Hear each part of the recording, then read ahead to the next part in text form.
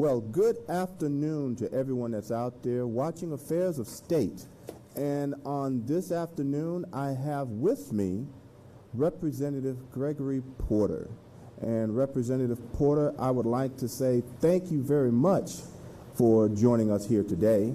And more than anything else, you're taking time out of your busy day to just meet with your constituents and also have others around the state to be able to listen to you and also hear some of the things that you want to speak about that's happening in the state legislature.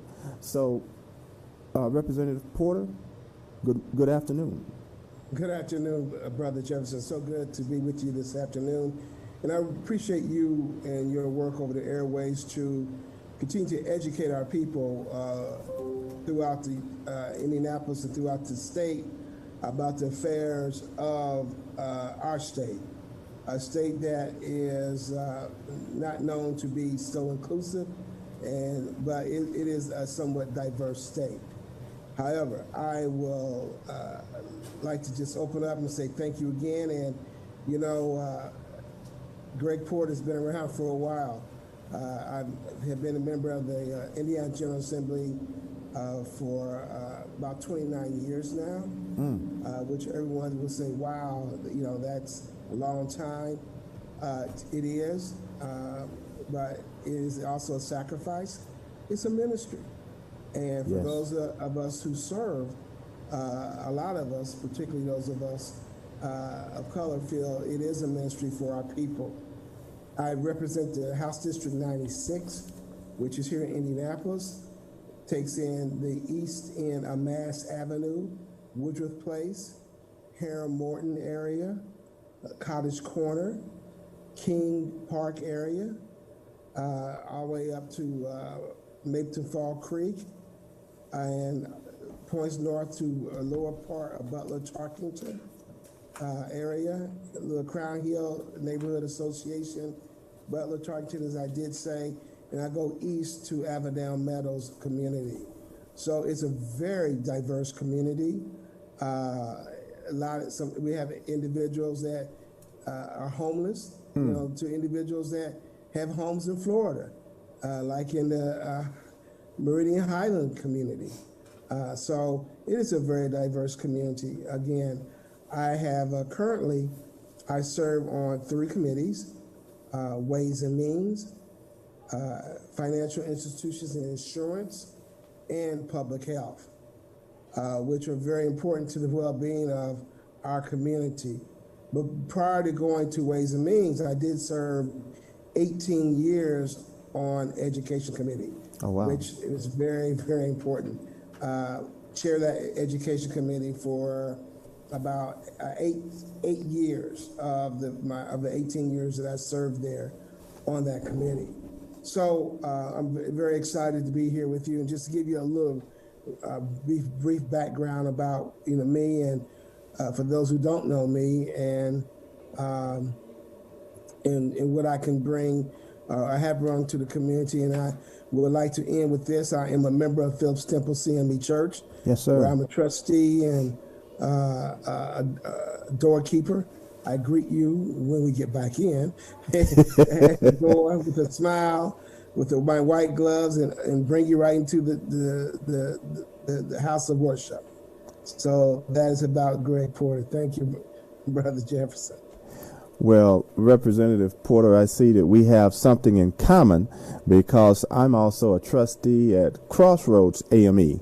And that's one of the things that I've been doing. I've been serving at that church for over almost 3 years, and it's one thing that when you serve, you do it from the heart. Yes. And that's why it's so important to have people that are actually representing the community that actually has that heart to serve.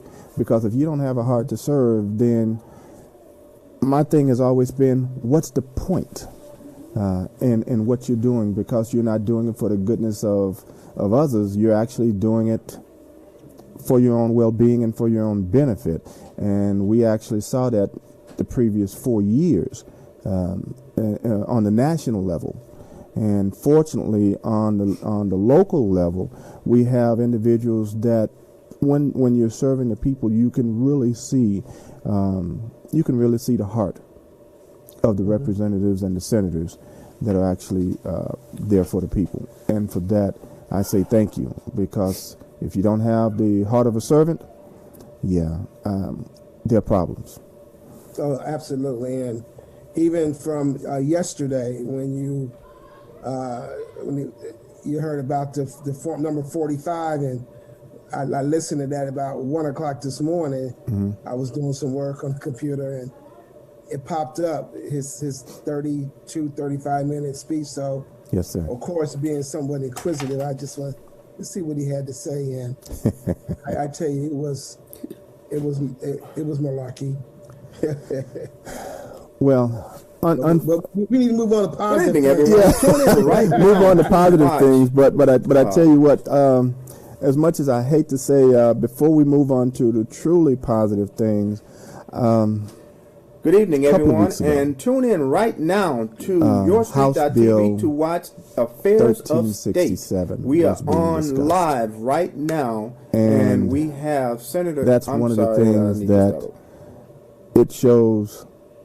Some of the things where both sides can disagree on something that is being brought to the floor. But on this occasion, on that particular Good bill, afternoon, and I'm House coming Bill to you live, asking you to tune in to Affairs of State, and it's live on YourStreet.tv right now, and we're interviewing Representative Greg Porter of District 96. So tune in to YourStreet.tv. And that's www.YourStreet.tv. And you can hear what's going on right now. If you missed the live broadcast, you can always tune in later on to hear the interview and hear what Representative Porter is saying that he is doing in the state legislature for you were the first one, and if the I'm not community. mistaken, Thank you, and to get have up a great day. Representing the IBLC. You were not received with open arms as your other counterparts were received from the Democratic side, who are Caucasian. And I hate to bring that up in such a manner, but that's the one thing that I gleaned from watching the video. So, Representative Porter, could you give a little bit more information in terms of what transpired? I'm not going to put my spin on it from what I saw, but as a person that actually was there, could you elaborate on the things that actually transpired for House Bill 1367 when you got up to ask your questions and make your comments? Yes, sir. Thank you for that question. Well, House Bill 1367 did come through the Education Committee, which I am not a member. And so when you have over 300 or 400 bills, anyone says they sat and read all the bills, they're not being totally truthful unless they just don't have nothing to do. Okay. And so when 1367 came through, I looked at the bill. But most of all, Brother Jefferson, what you do, you listen to the testimony, and you listen to the tone, the words that are used by that said presenter. Yes, sir. And so he was talking about it, so it kind of piqued my interest. I'm like, wait a minute. We're talking about basically annexing students. Okay. So I just went up to the mic, and I just said, so I had heard a little bit about it, but I said, so I asked about the demographics, and he said it was basically moving to some kids moving from one community to farmers. He used the word farm community, farming situation, and he mentioned Hispanics, Latinos. Because that's about diversity. He didn't say anything about blacks. Okay, I asked about the demographics. He said Hispanic and Latino. I said so. I just said, are those the ones who work the land, who work for the farms or what? He said, no, not necessarily. So I said, well, it seems like this bill to me is leaning toward more discrimination and segregation, and I heard the boos. Yes. And so, in that day, we were expressing our heritage. We had our African American clothes. Yes, sir. Okay, so we were expressing our heritage. So that didn't sit right with me anyway, because they probably wanted to boo because of what we had on. And those are people who have not been around for a long time. You got to remember, you have about 8 to 10, 15, 12 people that are new in the General Assembly. You have people that's always been in the majority in the General Assembly. You have people that don't understand about compromise in the General Assembly. So all that was playing in my mind rapidly. And so I just kind of backed up and said, you know what, I need to get off of here before it really explodes. So I was trying to take myself from the situation. I said, for those of you who have a concern with what I'm saying, let's have a discussion in the back. And then I went out and I asked them, I said, who booed me? And they said, who booed me? But that person left the chamber. In the meantime, Dr. Smith went up and was giving his encounter. And that's when it really, it got even more. So it was, it was lit. You know, the fuse was lit. Yes, sir. And then when he got up there, it really exploded. And see. So that's basically it, because it is discriminatory legislation. And that's not the first time. We have a lot of, we're not supposed to have, but because we're a citizen legislature, they hide behind that because, it's not full time. There's a lot of special interest legislation. So, and so that happened. People followed me out because they did not want me to, totally explode. I just tell people when I walked out, I probably looked like a blowfish because I really blew up. I was fairly disappointed and disgusted by the way that I was treated. Then Dr. Smith got up and it got worse. People got up and walked out and booed him even more. But that's not the first time the white folks have got up. They didn't want to hear in the back of the room and walked out. They don't want to hear what we got to say. So they dismiss us on a regular basis. Just because we getting up, a lot of them we just dismiss up on the regular. And I sit in the front of the room, so I can't really see it. But when I do turn around, I can see that there are a lot of empty seats back in the chamber. And see, that's the one thing that we need to have a little bit more of is decorum. And we will always have individuals that do not agree with what we have to say. But the only problem is if we don't have any form of decorum in how we treat each other, then this will really dissolve into something that if you're not on the side that I'm on, then I just can't listen to you. There was a time that I can recall, and I have literally, and people say, well, that can't be true, but I literally remember watching the Democratic National Convention at the age of 3 years old. And I have been involved in politics, and the one thing that I can remember is that there has always been a form of decorum in terms of if I don't agree with you, okay, we may discuss it on the floor, but after it's over, we'll go and have dinner, we'll have lunch, talk about it, and we'll have a compromise. But in today's environment, how many opportunities with any type of legislation that has come out, how many times have you had the opportunity to walk across the aisle and say, hey, look, let's really just sit down and talk about this? Do we still have some form of decorum where bills are discussed and there's compromise? Well, Brother Jefferson, I would say this. A very minute yes. And I say it from this perspective. Civility is very important in the House chambers, no matter where they are. When it comes to civility, and there's a House rules, not to impugn a member on the House floor. Yes, sir. Representative Sturwall, who's attorney, we have worked with him on numerous occasions, and about 4 or 5 other people we walk across the aisle and meet and talk with. But those are your mature members. Those are the ones who've been around for a while. The younger members don't understand about the word compromise. They don't go out to dinner. I've never really been out to dinner with them. If I'm on the insurance committee, he's been around 8 years, so I have a little relationship with him. But those individuals who's only been around 4 or 5 years or 6 years, and even someone who's been around for 10 years, don't have a meaningful relationship with them because they don't have to. They have a case of Representative Bill Crawford say just can't help themselves, can't help it. They can't help that they are biased, that they have pre-existing conditions of mental anguish toward us. Yeah. So those are people that you just kind of know. The key thing is that you know your audience, yes, you sir. know who they are, and guess what? Some Republicans will talk about other Republicans because they don't like it. Believe it or not. I mean, you would catch a flavor by just their demeanor and who they hang with.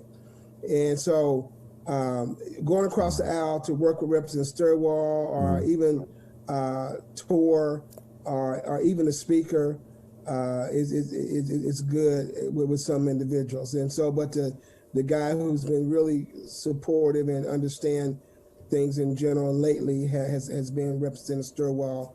We worked on a bill to get today with Representative Shackelford, House Bill 1005, 1006, I believe, which was really good through Black Lives Matter movement, and a couple others have been very supportive. But other than that, going out to dinner, you may go out to dinner as a committee because it's good. You just do it because you want to extend the olive branch. But so many times, Brother Jefferson, you get a pit back in your eye when you do extend the olive branch. And see, that's very disheartening. But I do understand exactly what you're saying. So hopefully, decorum can come back to how we actually do business and actually get things done the way it should be. And when you spoke about House Bill 1006, if I'm not mistaken, the education bill, or was that 1005? Yes, 1006. 1006. Could you elaborate on House Bill 1006, if you don't mind? 1006 was with Representative Sturwall and Representative Shackelford was about that. And we had some of our reform legislation in there. Like I said, through Black Lives Matter, we came up with like 35 pieces of legislation over the summer. We knew we wouldn't get them all here, but that was our criminal justice reform. It's dealing, eliminating quote unquote chokeholds and things like that. Having more accountability by the police department, more training by the police department, and other things like that. So it's a pretty decent piece of legislation, and it's one that for a long time. Representative Shackelford and Representative Sturwall, even COVID, gave each other a hug, and everybody erupted and clapped.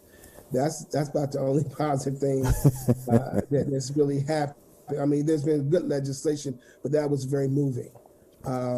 Good. So it's important that you have moments like that, but unfortunately, other moments by the shenanigans of other individuals outshine the good compromise, working together moments here in the General Assembly. Yeah, and hopefully we can get back to those good moments again.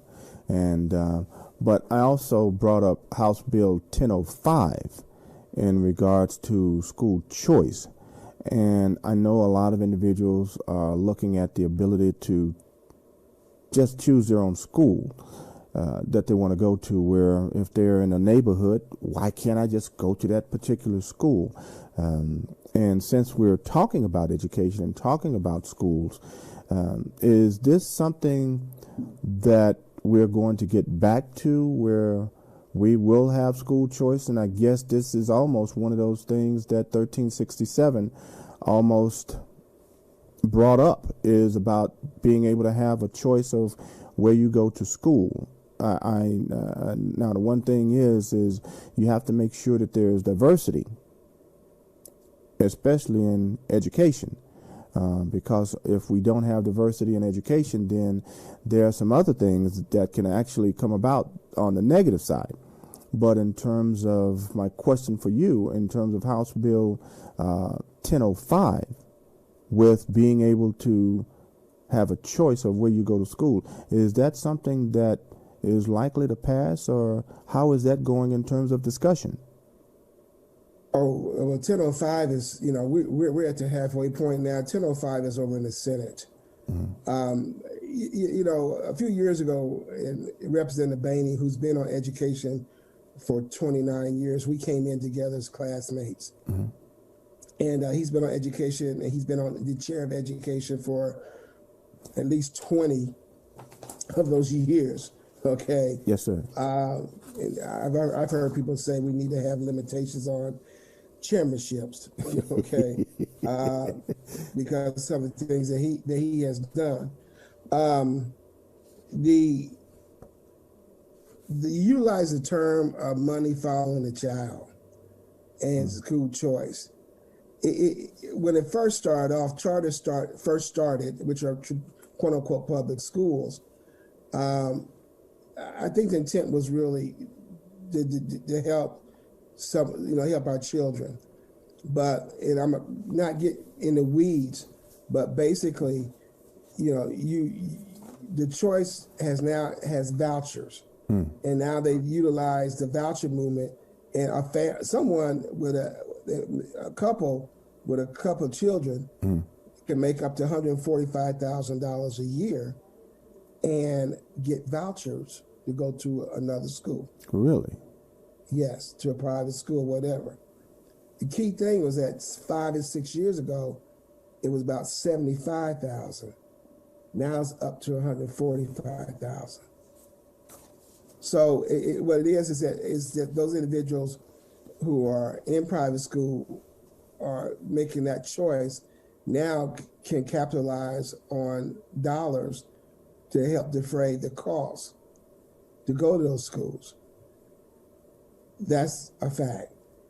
We in the budget that was passed, it was for $378 million for K-12 education. Right.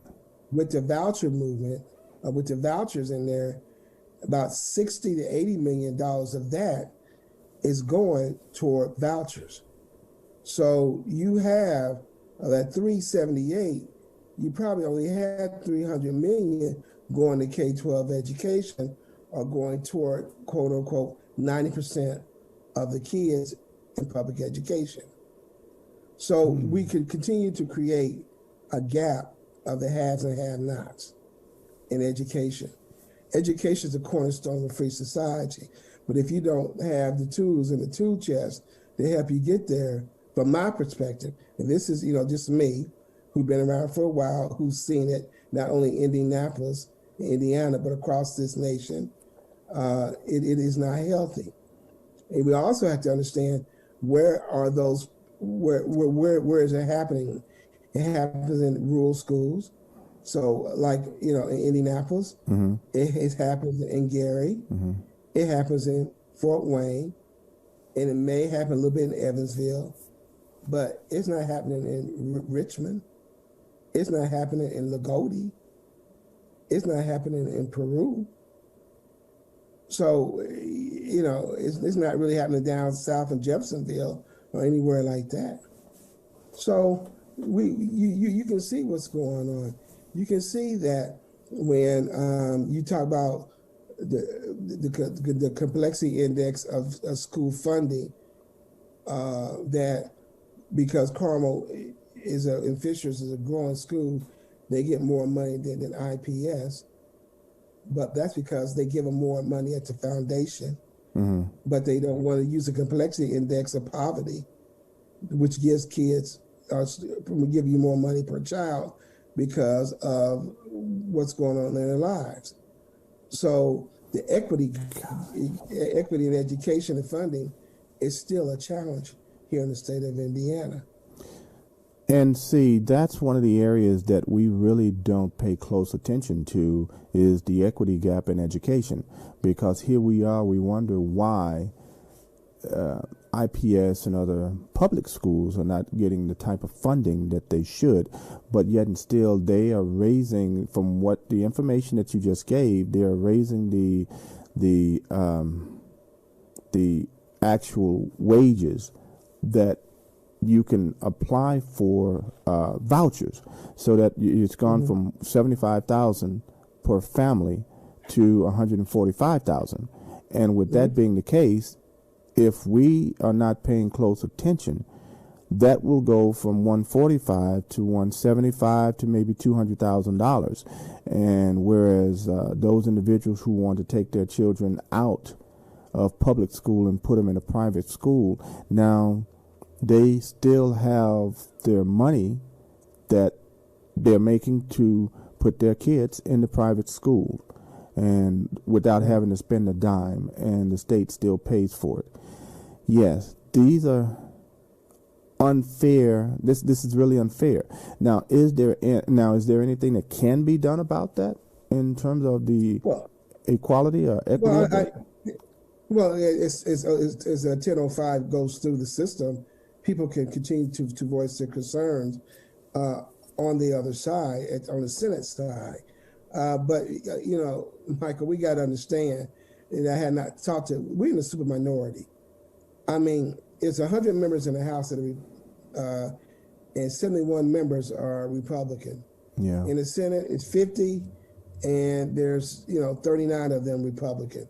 They don't even need for us to show up. We can't even break a quorum. We put our boxing gloves on and our armor on and get prayed up to go in and advocate. Mm-hmm. And so that's another reason why you have these tensions, because they said, we don't need y'all. I mean, as I used to tell people, I said, I'm in the wheel well. If you get a flat tire, you might call me, but guess what? You're going to call AAA, and you're going to leave me in the wheel well, because you don't need me. So, I can't even, so when you do get in trouble, you won't even, you get a flat tire, you won't even use me. You just call somebody, and they'll come in and, get it fixed, and throw some Fix-A-Flat in it to get to the next service station and plug it. I mean, that's where, I know it's kind of dramatic, but that's reality. So, we have to realize that we have to get back to looking at our children for the foundation, or looking at the complexity index. You got to look at free and reduced lunch. If our student, if you have 60% of the students or 70% of the students are on free and reduced lunch, that's a part of poverty. And so they need more help. They need more assistance, special ed, special education. We need more money there. Yes. To help our children, to help navigate this whole system. But what they've done was look at foster care, which is on a decrease, TANF, which is on a decrease, and a couple other another program which is on the decrease. Yeah. I mean, TANF had gone from 100,000 people down to like 50,000 people. Yes. So, but they want to calculate that as part of the foundation and the complex, and eliminate that in the complexity index to give more money toward needier families. Mm-hmm. Wow. Well, I tell you what, these are some of the things that we have to be on the watch for, and also make sure that our friends who are Republicans, because I do have Republican friends, that need to make sure that we engage them. And the more we engage our Republican friends, I understand about being able to walk across the aisle in today's environment. but for people like myself who have, as I mentioned, we have to make sure that we engage our friends so they can actually speak to their Republican representatives and senators as well. Because if not, then we'll be left out holding the bag with no way to recover. And so I do understand exactly what you're saying about the uphill battle that you're fighting. Now, with that being the case, there are some good that is still coming out of what's going on, and I want to give you time to mention some of the things. Now, you're on the House. You're the money guy, and you're on the budget. So, if you don't mind, could you talk about some of the things that you have been working toward? Some of the bills that you've been on, or just the floor is open now for you just to discuss some of the things that that's important to you or that you've been working on. Right, and thank you, Brother Jefferson. The Black Caucus and the Democrat Caucus, we have had some, I think we might have had 2 or 3 pieces of legislation heard, maybe 4 out of all the bills. I did have a piece of legislation that passed to the Senate dealing with Alzheimer's and dementia. They have a group to study that and come up with a strategic plan for dementia, which is author that, which is good. And then Representative Harris had a couple pieces of legislation move forth, and of course Representative Shackelford. But we haven't had a whole lot of pieces of legislation to come through. But I think I want to emphasize more on the budget. And you know, we passed out last week a $35 billion budget. And I know you want to go more positive, but I think this is more of education. Okay. For us, for our listeners and watchers, that we had a $35 billion budget. Your colleagues across the state of African American descent and the Democrats, they put out a $35 billion budget, but they did not accept any of our amendments to make the budget better, to be more inclusive. They cut commissions, like Latino Hispanic Commission. They cut money on that.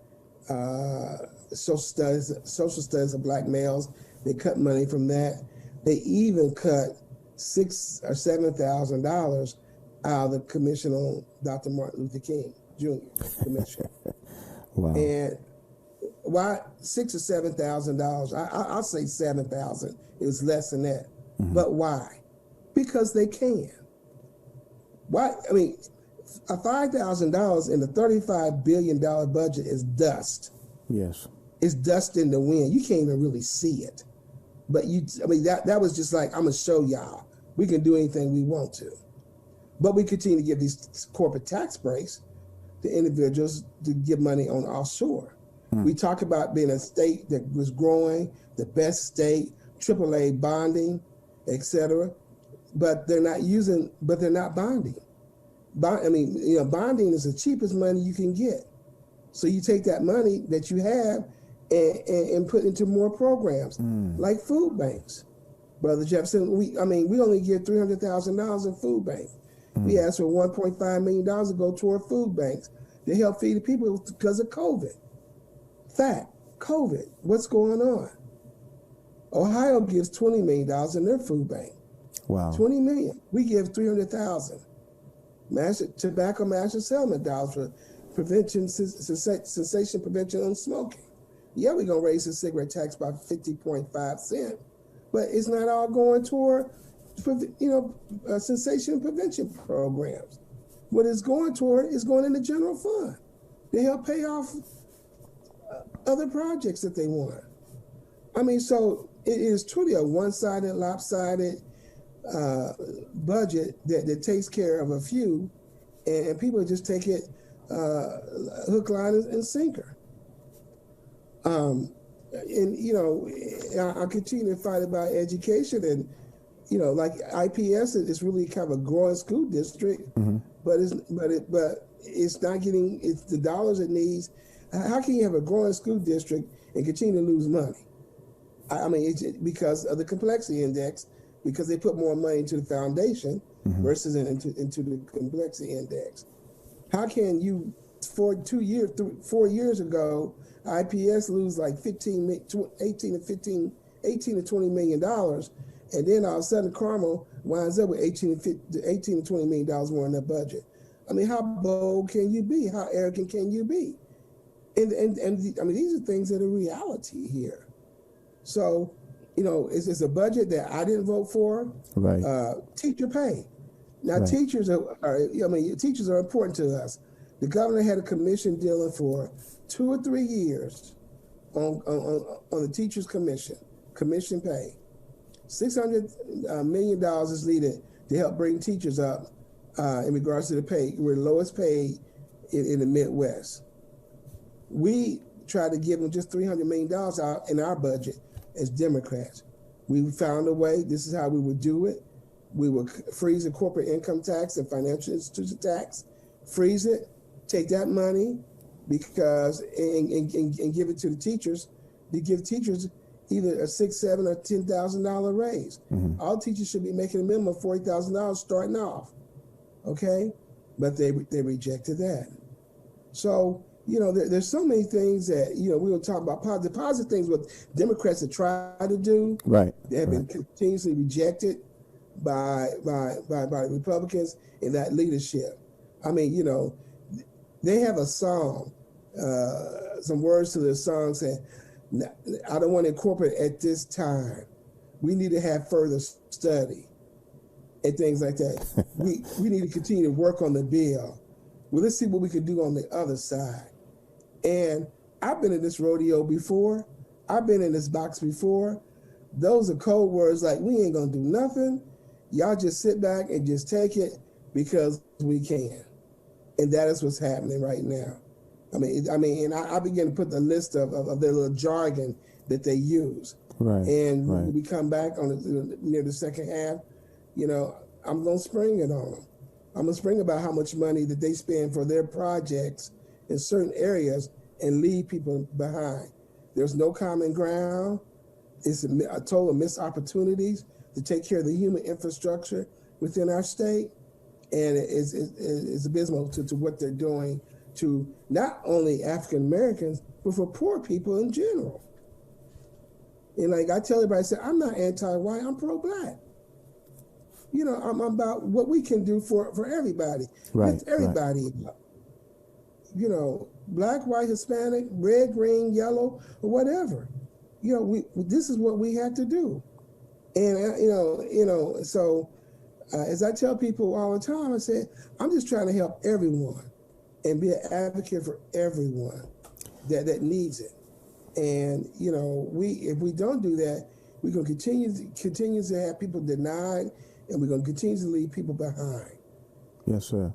Now, you mentioned something that we haven't really gotten into, and something that I have not really asked anyone as of yet.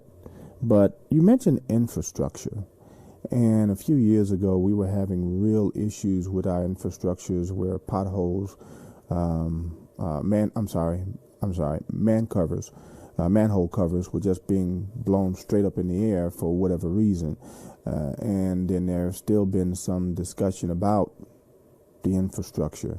And in terms of the budget, what has been done in terms of the state legislature or any legislation out there today? And I know this is something that we hadn't discussed earlier, but is this something that you can actually speak on about what is being done for the infrastructure? And the reason why I asked the question is because all of the things that's been going on around the country with the cold, I'm from Mississippi, so the cold snap, and that's what we say at home in Mississippi, that cold snap that actually took place, and that really, really opened up a can of worms about how really bad the infrastructure is around the country. The state of Texas really felt it really bad. Mississippi is going through it right now, where they're still encountering low water pressure. Other states down south are really having it hard. Even though we're used to the winter, we didn't have it, but we have our own infrastructure problems. So is there anything that you can say that the state is actually doing to help not only the city of Indianapolis, but other cities in the state? Right. I believe last year, we sold there was some money generated off the toll roll or the budget. I think the governor got like $1 billion last year. Mm-hmm. And he took that money, and people were upset about it because 2 years ago, I mean, the money came from the toll roll sale or the sale years ago, and he was supposed to take some of those dollars and put into the infrastructure. There's a big concern about the highway. I mean, you see a lot of it. You also the bridges that were not in good shape. Right. We took this past year. He's taken money to complete 69 from Indianapolis down to Bloomington. Mm-hmm. If you remember, a few years ago, yes, a company went under or didn't do their work, and we had to bail them out to finish the project. People were not paid, so there's money in the budget that's there to finish some of the projects. Like up the exchange up by Kokomo, like I said, right now from 31 from Indianapolis down to Bloomington, and that roundabout has been is being worked on right now.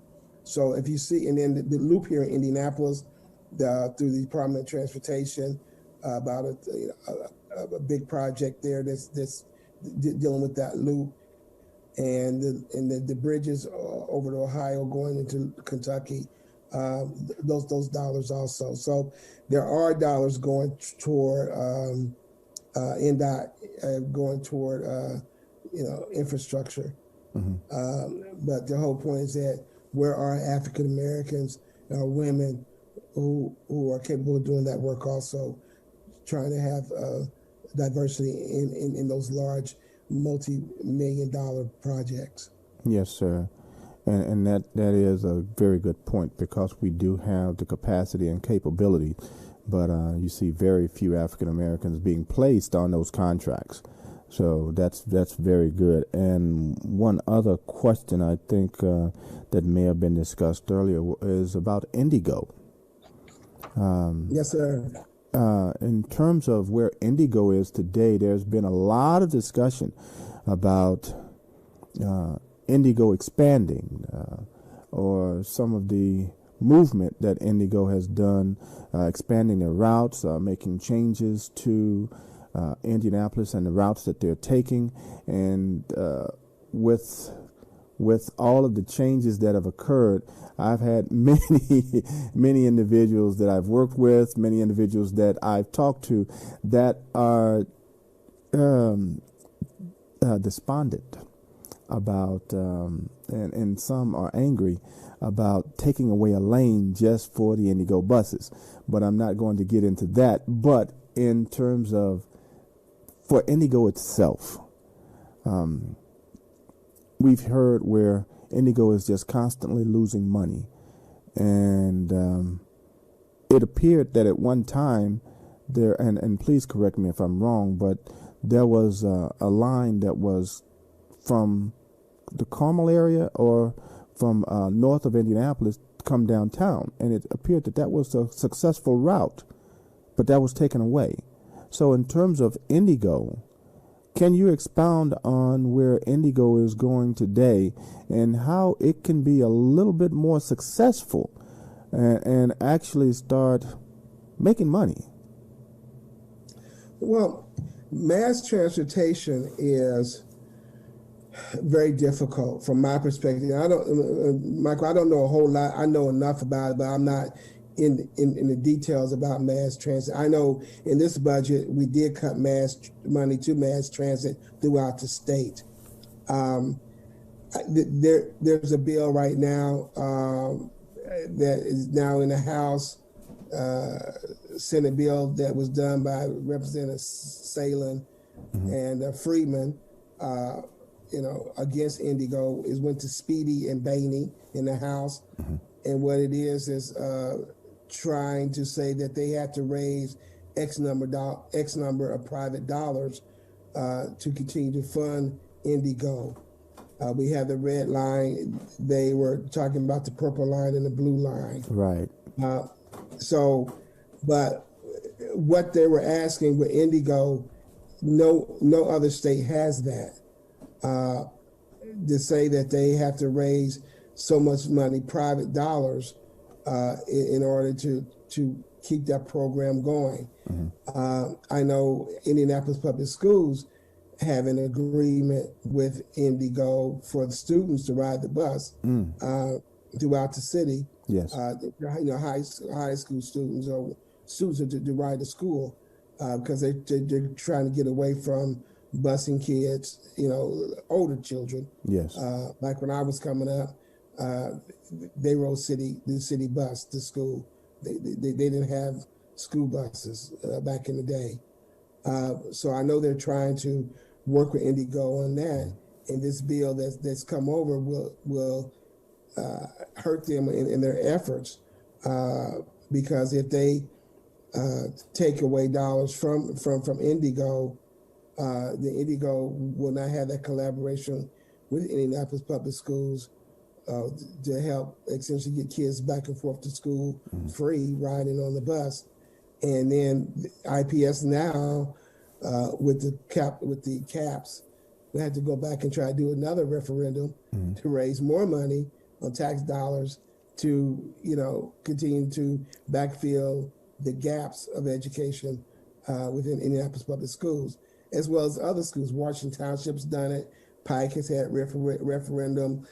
Stop. All the school corporations around Indianapolis and around the state continue to have referendums because of what happened back in the Daniels administration. Really? Can you elaborate on what transpired in the Daniels administration for those who are unfamiliar with it? Yeah, the 1%, 2%, and 3% tax cuts that happened in like 2008, I believe. And what happened is that then you had these tax caps, and then you like 3 or 4 years down the road, like in 2012 was when you really found out that it just froze everything. They took education off the way it was and put it into the general fund, and then that meant that. I can't think of the word right now. I apologize. That it just inhibited school corporations to raise money and receive dollars at the local level, and that was dealing with tax caps. Like my property taxes may be freeze at 3%, but it may be frozen. It may not go up no more than 3%. But when you talk about the assessed value of it, if I live in Fountain Square or live down on the Bell Fountain, which now they call Bell Fontaine. Yes, sir. Okay, if I lived in a $50,000 house, they build a $300,000 house next to mine, then my house got elevated to $150,000. But then when the taxes come, I had to pay the assessed value of that house. So that type of stuff. Yeah, and as a matter of fact, that was one of those questions that I asked Representative Pryor, and that's another conversation that we can really take on another day. Because that is truly in her wheelhouse. I worked on it, but she really works on it. Yes, because I tell you what, that's like I said, that's a conversation that quite a few more questions can come from that subject. And I won't go into that because that's another 10 to 15 minute conversation, and and I don't want to hold. That's a roundtable discussion too. Yes, sir. Yes, it is, and that's one of those things I'd like to be able to have with the IBLC. But I tell you what, I've had you on for quite a while, and I would like for you to give a closing statement, and also if there's anything that I may have missed that you want to bring up to the listeners, please do. So, Representative Porter, please, for your closing statement, if there's anything that we missed, please go right ahead and mention those items now. Okay, thank you. Thank you very much. And again, thank you for giving IBLC family opportunity to come on your show and talk about the state of Indiana. I think one thing is I encourage people to be safe in regards to COVID-19. It does hit our community harder from, with diabetes and heart disease and asthma and, of course, obesity. We have to be more careful and, let people know I took my shot. I got them both. My mom's 92. She has hers. Excellent. And I got mine, so I protect my mother. Excellent. And yes, I know some people don't want to do it, but you got to protect your loved ones. You still wear your mask, still wash your hands, still look at social distancing, and be even more careful when we have all these, when we have people coming in, for March Madness. So, we have to protect ourselves. So from the healthcare perspective, I'm asking that we all take care of ourselves, that from infant mortality, maternal and child health, we continue to work with that. They have Representative Summers, but, try to get that in the budget even more. Yes. And just take care of us. Health disparities are loom high within our community. And COVID has unleashed that they thought it was a fable, but it is reality. And so we have to prepare ourselves and be ready to address that. If people talk to you, tell them the truth, talk about it, because the power elite, white people, talk about statistics. They say, what do the statistics say? And so we got to make sure that the statistics are accurate. Yes, sir. So we can get what we need. And that's what I would leave you with today, Brother Jefferson. Well, and one of those things that you mentioned about COVID-19, my entire family contracted COVID-19, and I'm thankful that we were able to make it through. We're part of the 99 percentile instead of the 1% that 1% that unfortunately did not make it.